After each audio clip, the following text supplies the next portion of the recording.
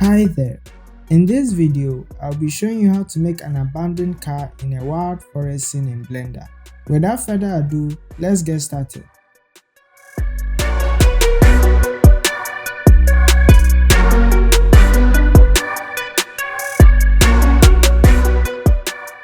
To create this scene, I use some free assets from Polyhaven.com. This includes the car model, the dead tree trunk model, as well as the tire rims. For the plant assets, I use the free plant library available for Blender, and for the IV, I use the free BurgerPie add-on. To install BurgerPie, go to Edit, then Preferences, then select Get Extension. You can then search for BurgerPie, then click the Install button to install it. And finally, last but not the least, for scattering, we are going to use OpenScatter. The links to these tools and resources are in the description.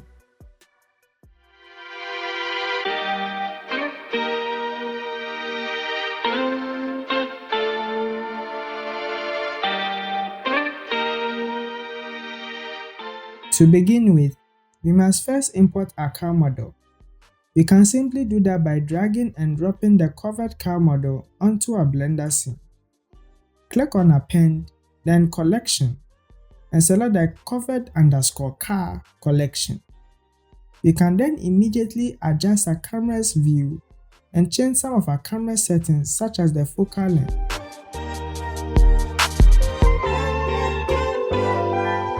You can also then enable the third composition guide in our camera settings to help us adjust our camera's view.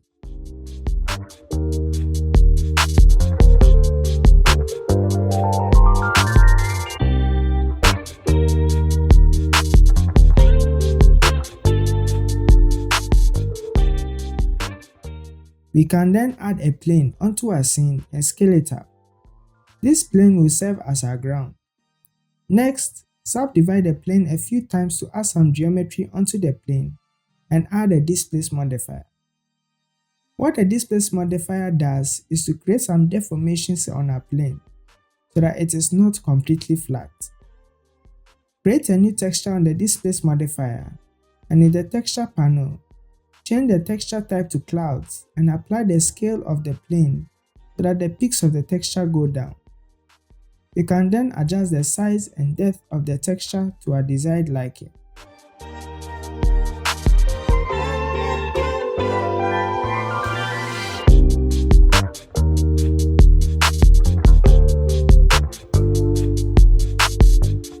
You may notice that once you have done this, the car seems to be floating in the air. To fix this, add an empty object to our scene. With all the parts of the car selected and the empty be an active selection, hit Ctrl P on your keyboard to parent all the car objects to the empty. You can then move the empty, which now moves all the car parts.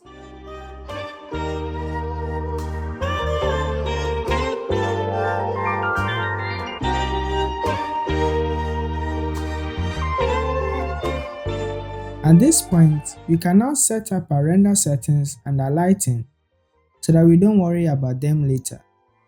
For lighting this scene, I use Blender Sky Texture, which can be easily customized to our desired liking.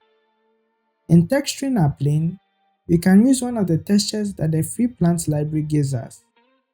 After this, we can now add more objects to our scene to make it more realistic. Take your time with this part.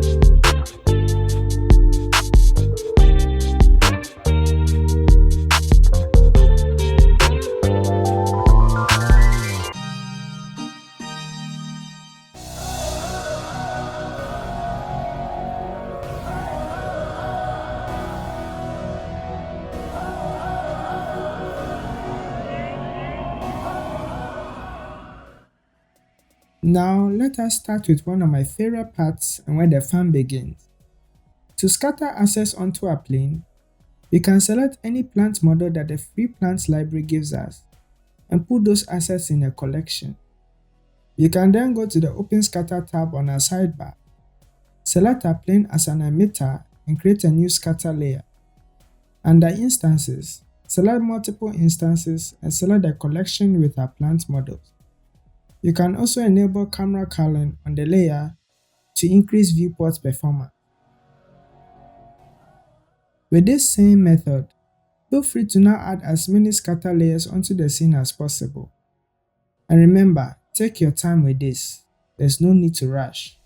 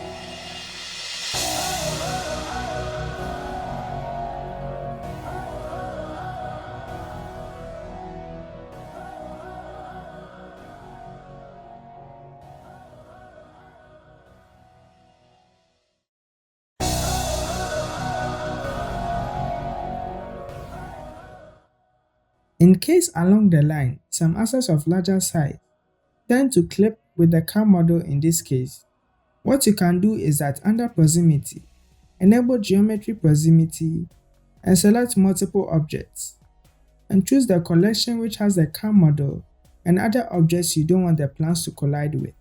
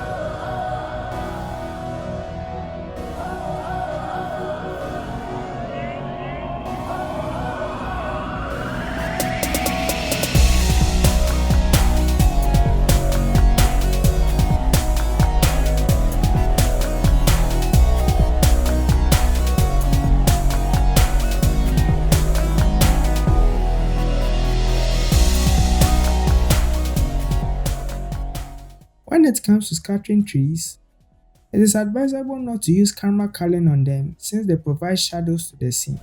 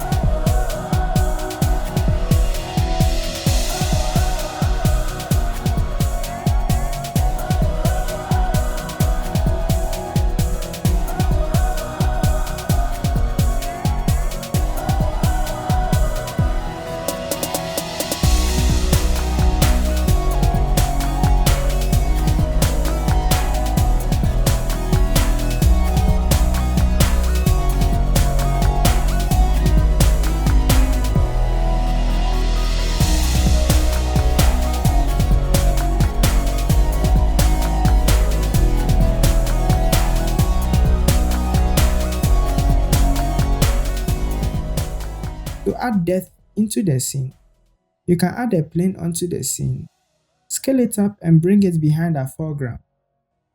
Then proceed to scatter some trees on it. This will help our scene look less empty.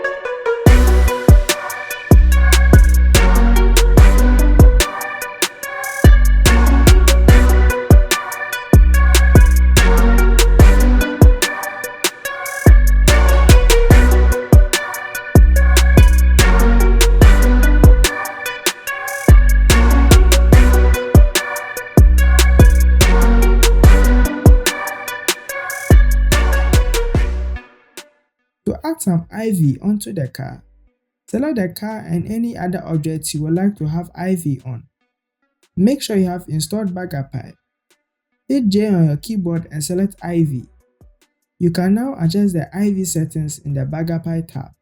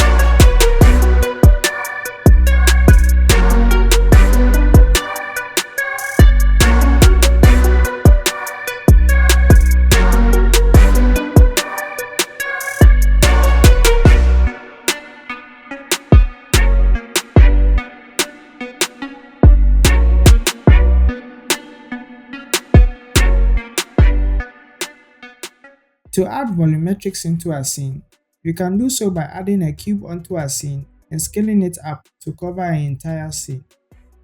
After this, you can then add a custom volumetric shader onto a cube. The setup for this shader is on your screen.